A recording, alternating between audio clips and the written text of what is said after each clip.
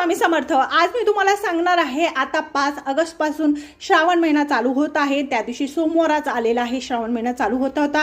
तर आपल्याला काय करायचं आहे, तर आपल्याला अभिषेक करायचा आहे। अभिषेक करण्यासाठी तुम्हाला संपूर्ण माहिती पाहिजे। जो घरामध्ये आपण अभिषेक करतो कशा प्रकारे करायची, मूठ कुठली अर्पण करायची, कशी करायची, त्याच्याबद्दल मी मोठा व्हिडिओ केलेला आहे। शिव शक्ती प्रार्थना चॅनल आहे माझं, त्याच्यावर जाऊन तुम्ही संपूर्ण माझा व्हिडिओ बघू शकता। त्याच्यावर मी संपूर्ण माहिती दिलेली आहे कशा प्रकारे करायचा असा।